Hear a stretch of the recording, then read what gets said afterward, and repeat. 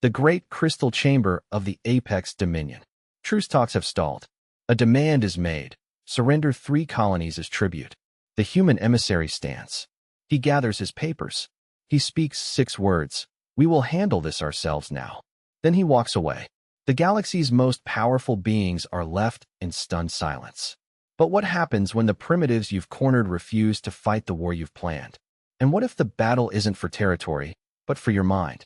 Galactic leaders flabbergasted as humanity walks out of truce talks. Before the story begins, join the human fleet by subscribing to the channel and signal your support by liking this video. Alright, let's begin the story. The massive crystal chamber of the Apex Dominion fell silent. Not the comfortable silence of agreement, but the shocked, ringing silence that follows something completely unexpected. High Lord Cthar of the Hegemony stared at the empty chairs where the human delegation had been sitting just moments before. His 4 arms hung loose at his sides. His mouth opened and closed without making any sound. Did they just leave? Whispered Council Secretary Miratel, her blue skin turning a pale shade of confusion. Her tentacles writhed nervously. The Vex hive mind, a towering construct of insectoid bodies and crystalline thought nodes, clicked its mandibles rapidly. The sound echoed through the vast room like angry static. In 847 years of Dominion history, no delegation has ever simply walked away from negotiations. The human, emissary Valerius Kane, had been calm. Too calm. He had looked directly at the Dominion representative, a tall creature with silver skin and no visible eyes, who had just finished demanding humanity surrender 3 of its outer colonies as payment for the recent misunderstanding. Kane had straightened his simple black suit, gathered his papers, and said 6 words that would echo through galactic history. We will handle this ourselves now. Then he left. His entire team followed without a word. No dramatic speeches. No angry shouting. No threats. They simply walked out, as if leaving a boring meeting about trade regulations. Cthar finally found his voice. It was a roar. Impossible. No species rejects Dominion authority. No one walks away from the peace table. He slammed all 4 fists on the crystal table, sending cracks spiderwebbing across its surface. We are the Apex Dominion. We decide peace and war. The silver-skinned representative stood slowly, its voice like whined through metal pipes. The humans have made a grave error. They cannot survive without Dominion protection. Their technology is primitive. Their fleets are small. They will come crawling back within days. But Councillor Vexhai of the Trosian Union shook his reptilian head, his scales shifting from green to a worried yellow. I have dealt with humans in the outer markets. They do not make empty gestures. When they say they will handle something themselves, they mean it. Primitive. Cthar scoffed. Their largest ship is smaller than our escorts. Their weapons are chemical explosives and metal projectiles. They are barely above the level of stone tools. An uncomfortable silence followed. Everyone remembered the reports from the border conflicts that had led to these negotiations. The humans, outnumbered 10-1, with smaller ships and cruder weapons, had somehow forced the combined fleet of 3 Dominion races to retreat. The official reports blamed tactical errors. Privately, many wondered how such a primitive species had outmaneuvered the greatest military minds in the galaxy. Search their quarters. Cthar ordered. Check their communication logs. Find out what they are planning. But the human quarters were empty. Not just vacant. Completely cleaned out. No personal items. No technology. No trace they had ever been there. Except for a single piece of paper on the main desk. Councillor Miratel read it aloud, her voice trembling. Thank you for your hospitality. The accommodations were adequate. Humanity withdraws from these negotiations. Further communication should be directed through proper diplomatic channels. Adequate. Cthar roared. Those quarters cost more than most planets make in a year. The beds were crafted from Allaran silk. This changes nothing, the silver representative stated. Without our approval, they cannot access hyperspace routes. They cannot trade. They will starve in their little corner of space. But Vexhai's scales had turned completely yellow now. You are wrong. I have seen their colony worlds. They are not dependent on our trade. They make their own food, their own tech, their own ships. They asked for so little from us that we assumed they were weak. What if we were wrong? The Vex hive mind's clicking grew faster.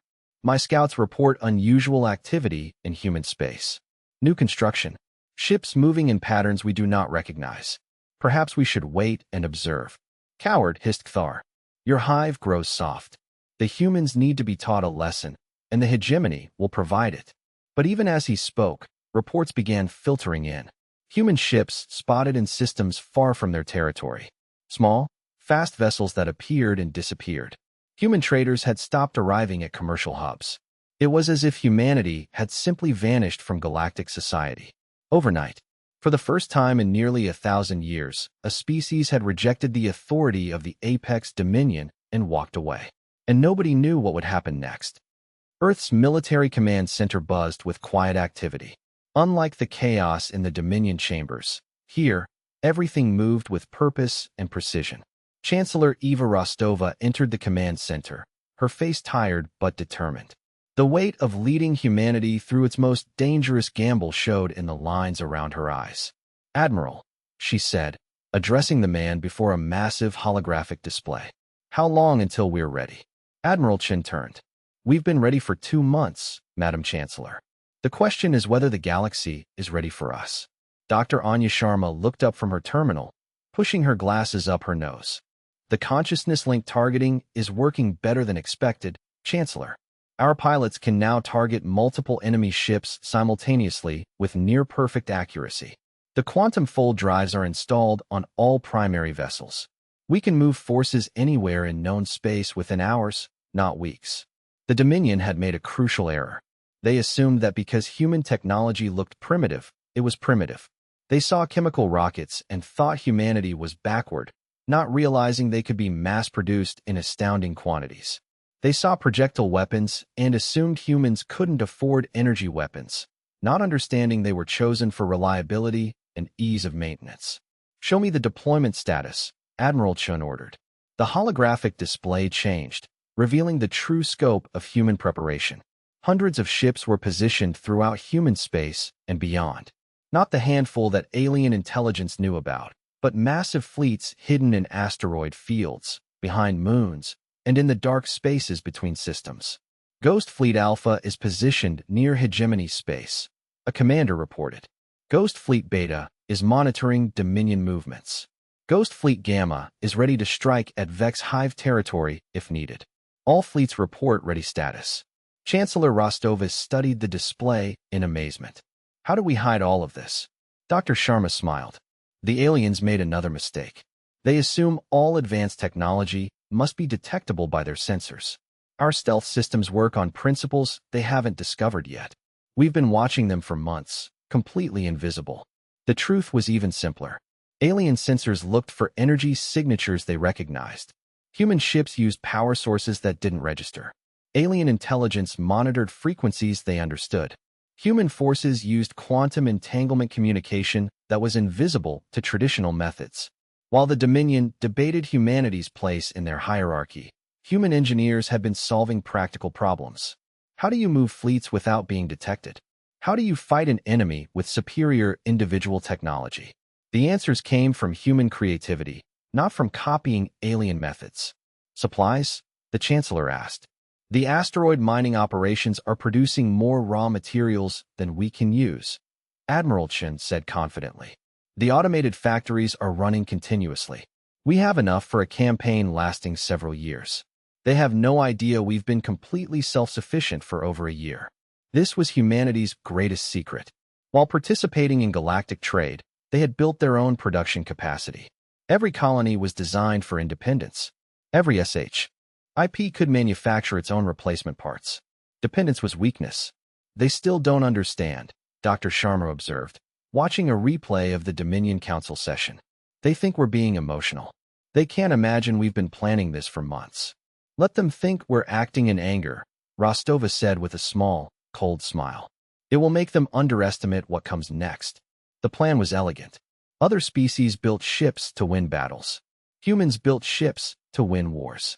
Other species trained soldiers to kill enemies. Humans trained soldiers to accomplish missions.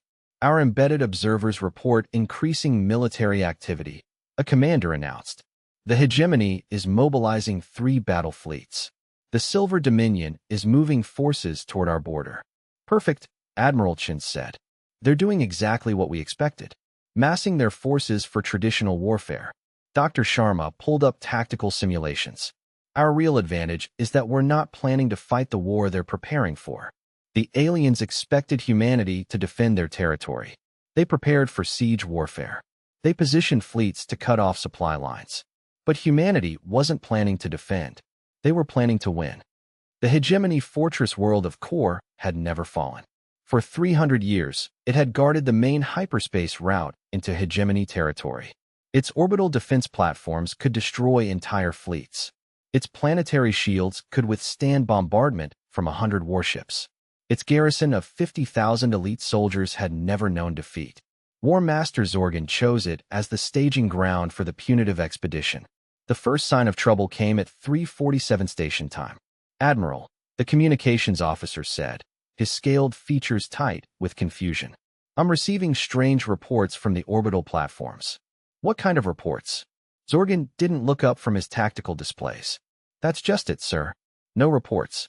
Platform 7 stopped responding to routine check-ins 20 minutes ago." Now Zorgan paid attention. Platform 7 housed 2,000 crew and enough firepower to level a continent. It didn't just stop talking. He sent a maintenance shuttle. The pilot's voice was shaking when he reported back. "Admiral, you need to see this yourself. I don't understand what happened here." Zorgan took his personal ship. What they found defied explanation. The platform was intact. All systems were operational. Power flowed normally. Life support was perfect. But there was nobody there. Not a single body. Not a sign of struggle. 2,000 people had simply vanished. "Check the logs," Zorgan ordered. "Admiral, the logs show normal operations until 3:27. Then nothing. Every station was manned. Then all monitoring stopped." The chief engineer ran his scans. No signs of violence. No weapon discharge. No hull breaches. No evidence of teleportation. It's as if they all just decided to leave. At the same moment. Over the next 6 hours, the mystery deepened. Platform after platform reported the same phenomenon.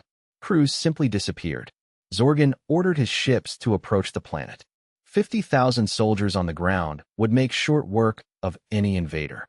But when he demanded ground control open a shield corridor, he received only silence. "Scan the surface," he ordered. "Find me those missing crews." The scans revealed something impossible. Every military base on the planet was intact. Every vehicle in its place. Every weapon ready. But the thermal scans showed no life signs in any military installation. 50,000 soldiers had vanished as completely as the platform crews. "This is impossible," Zorgan muttered. "An entire planetary garrison doesn't just disappear." The answer came from a single communication beacon that activated on the surface. The voice was human. "Your people are safe and unharmed. They are being held in comfortable accommodations pending the resolution of current hostilities. If you wish to see them again, you will withdraw all forces from this system immediately. You have 1 hour to comply." Zorgan's rage exploded. "Find them. They have to be on that planet." But the scans revealed nothing. No human heat signatures. No unknown technology. No ships large enough to transport 50,000 prisoners. The truth was simpler and far more complex. Human specialists had infiltrated Core over several weeks. They hadn't come to fight. They had come to convince. They used sound projection to create the illusion of evacuation orders. They used holographic systems to simulate emergencies. They used temporary nerve agents that caused confusion and compliance. Most importantly, they used the hegemony's own rigid military hierarchy against them. When superiors received apparently legitimate orders to evacuate, they passed them down the chain of command without question. Within hours, entire bases had emptied themselves. The 50,000 soldiers were indeed safe, held in underground facilities humans had constructed in secret. They were confused, frightened, but alive, and completely demoralized. The 1-hour deadline passed. A second message arrived. "Your time has expired. As a demonstration of our capabilities, observe Platform 12. Platform 12, the largest and most heavily armed orbital defense, suddenly went dark. Not destroyed, not damaged, just completely non-functional. It drifted silently in space, a monument to the futility of fighting an enemy you couldn't see. "Sir," his communications officer whispered, "I'm receiving withdrawal requests from the other platforms. The remaining crews are requesting immediate evacuation." His elite soldiers, trained from birth to face any enemy, were asking to run away. For the first time in his career, War Master Zorgan gave the order to retreat. From an undefended position, he realized the humans had accomplished something unprecedented. They had captured a fortress world without firing a single shot. The emergency session of the Apex Dominion had been going for 18 hours. The chamber echoed with panic. 17 sectors.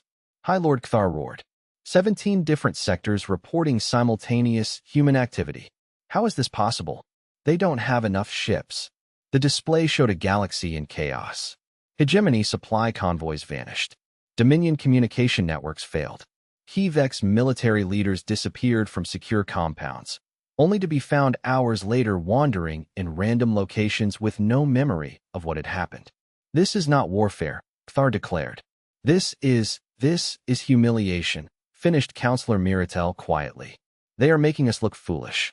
Our greatest military assets are being neutralized by what appear to be practical jokes. But they weren't jokes.